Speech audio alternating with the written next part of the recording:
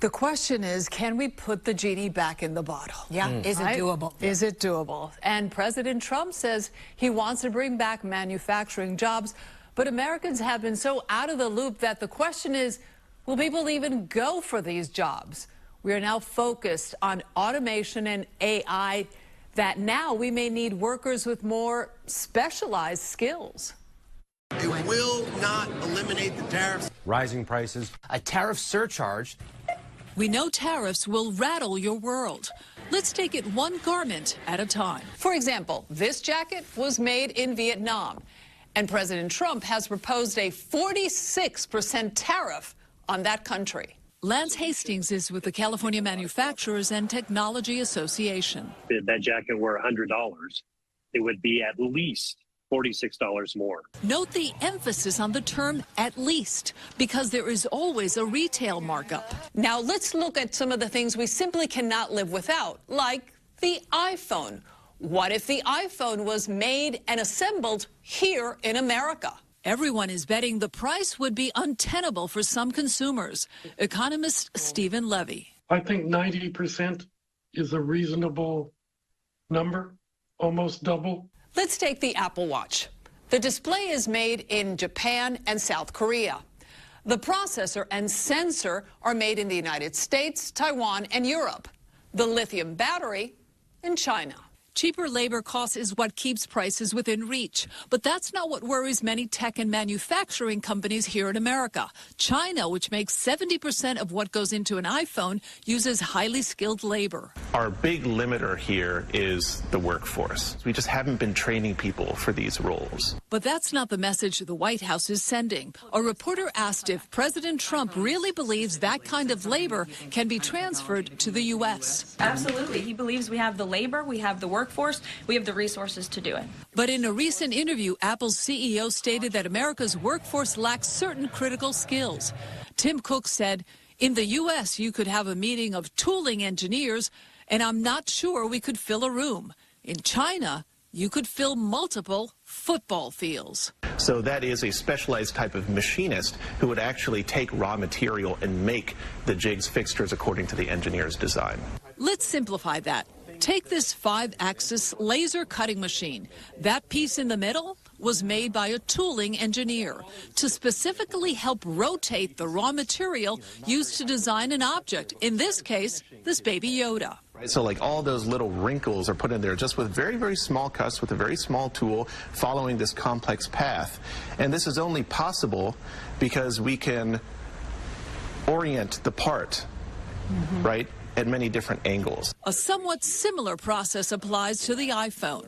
At every stage of this, there's tooling that needs to be designed. How did America lose its grip on manufacturing? Since the 1970s and 80s, American companies have been outsourcing manufacturing to other countries.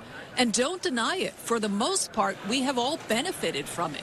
And it did take probably close to 50 years for those jobs to offshore, and it would take decades to reshore at the scale that we need to keep up with the American consumption habits. We don't have the institutions to train the people in trades at the numbers we need. If America wants to hit the reset button, community colleges will be essential in reviving U.S. manufacturing.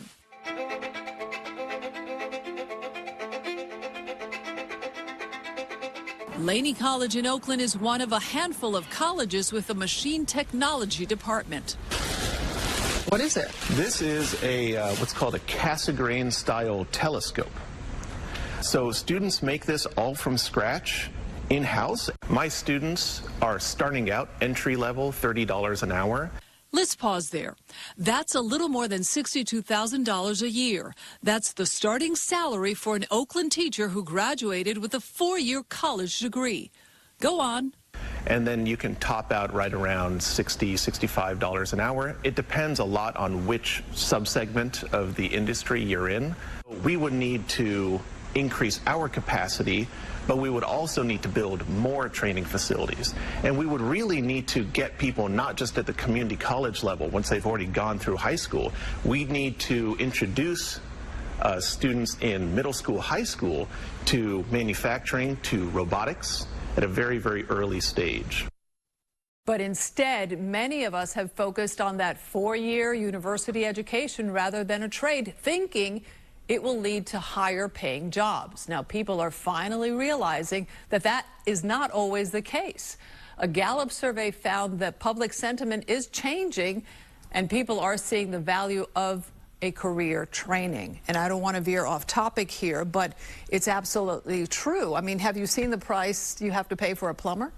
Oh, absolutely. And of course there is a need for that. But Absolutely. let's say... But the stigma has always been there. Sure. Yes, Yeah. yes. But that aside, let's say people want to be trained, right? How long does it take for you to hit like that kind of scale where you have enough people where you can set up the ecosystem and actually start making all the things that... That's right. So I asked that question and the person from Laney College said at least 10 years.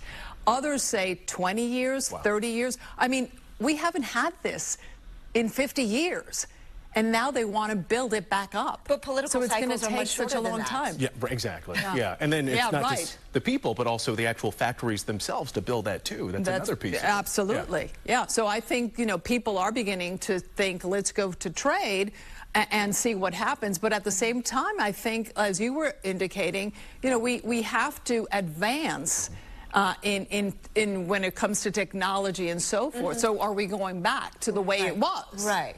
Where it's more labor intensive. Right. Yeah. Right. And And, then do they want it? Do people want those jobs? Yeah. Yeah. I don't Very know. good questions. Yeah. Appreciate it. Sure. Thank you, Leanne. Great piece. All right.